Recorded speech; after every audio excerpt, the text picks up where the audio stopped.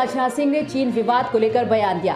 राजनाथ सिंह का कहना है कि चीन के साथ लद्दाख सीमा पर जारी विवाद का अभी तक कोई ठोस निष्कर्ष नहीं निकला है।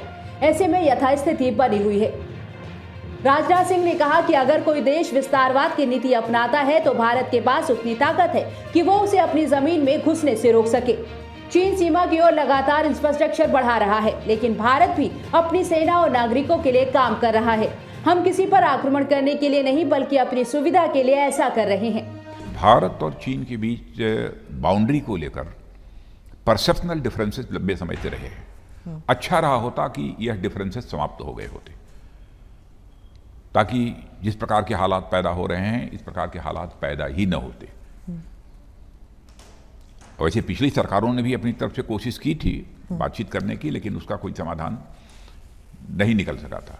हाँ, यह बात सही है कि चाइना अपनी तरफ इंफ्रास्ट्रक्चर डेवलपमेंट जितना मैक्सिमम हो सकता है वो पहले से जो है करता चला आ रहा है, लेकिन भारत भी सीमा पर रहने वाले अपने नागरिकों की सुविधा के लिए, सीमा पर पेट्रोलिंग करने वाले अथवा सीमा की सुरक्षा करने वाले अपने जवानों के लिए भी इधर बहुत ही तेजी के साथ इंफ्रास्ट्रक्चर डेवलपमेंट किया है।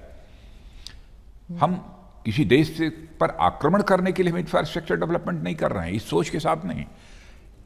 लेकिन यदि पेट्रोलिंग करने हमारा जवान जाता है तो उसकी सुविधा का हमको ध्यान देना पड़ेगा, और साथ ही साथ सीमा पर रहने वाले जो हमारे नागरिक हैं उनकी भी सुविधाओं का ध्यान हमको देना पड़ेगा। उसके लिए भी इंफ्रास्ट्रक्चर डेवलप करना सीमा पर यह आवश्यक है, और वह काम कर रहे हैं।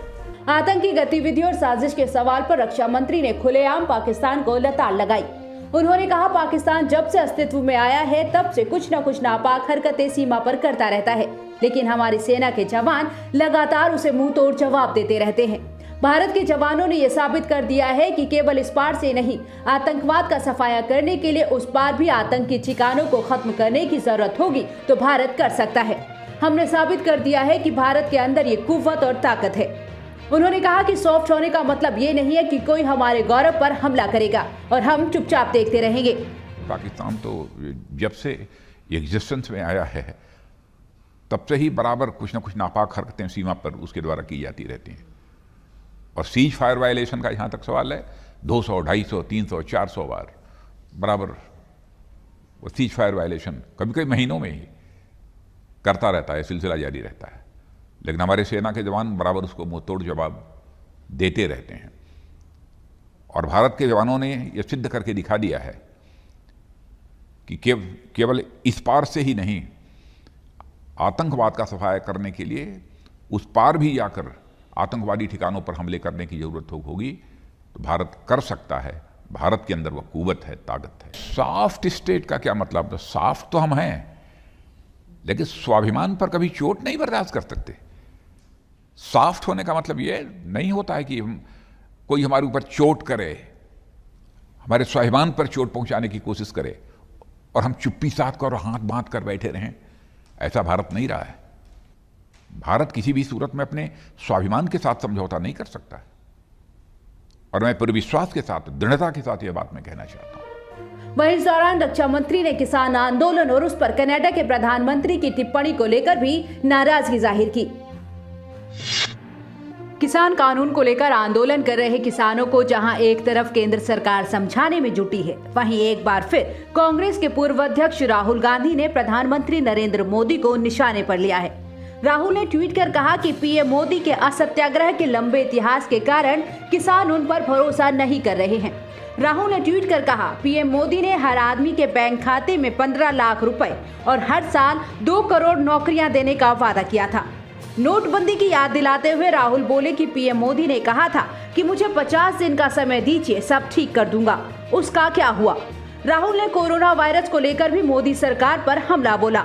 उन्होंने कहा कि पीएम मोदी ने कोरोना के खिलाफ युद्ध जीतने के लिए 21 दिनों का समय मांगा था, पर ऐसा नहीं हुआ।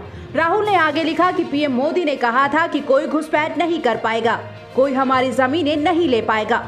उन्होंने कहा कि पीएम मोदी के झूठ के लंबे इतिहास के कारण किसान उन पर विश्वास नहीं कर पा रहे हैं।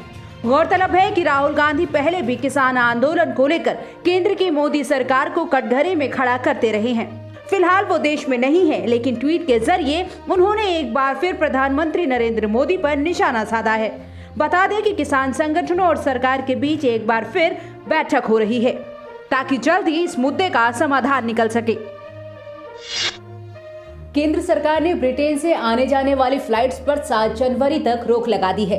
कोरोना के नए स्ट्रेन के खतरे के मद्देनजर ये फैसला लिया गया है। केंद्रीय विमानन मंत्री हरदीप पुरी ने इसकी जानकारी दी। इससे पहले 31 दिसंबर तक के लिए रोक लगाई गई थी, जिसे अब 1 हफ्ते के लिए बढ़ाया गया है।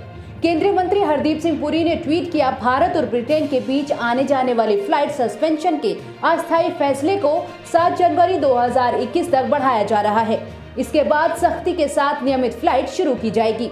इसके लिए जल्द ही ऐलान किया जाएगा। ब्रिटेन में सामने आया कोरोना का नया स्ट्रेन भारत को अपनी चपेट में लेता जा रहा है। ब्रिटेन से भारत आए 20 लोग अब तक इस स्ट्रेन से पॉजिटिव पाए गए हैं। इन सभी व्यक्तियों को संबंधित राज्य सरकारों ने हेल्थ केयर में आइसोलेशन में अलग रखा गया है। उनके संपर्क में आने वाले लोगों को भी क्वारंटाइन के तहत रखा गया है। सहयात्रियों, पारिवारिक संपर्कों और दूसरे लोगों के लिए बड़े स्तर पर कॉन्ट्रैक्ट ट्रेसिंग शुरू कर दी गई है।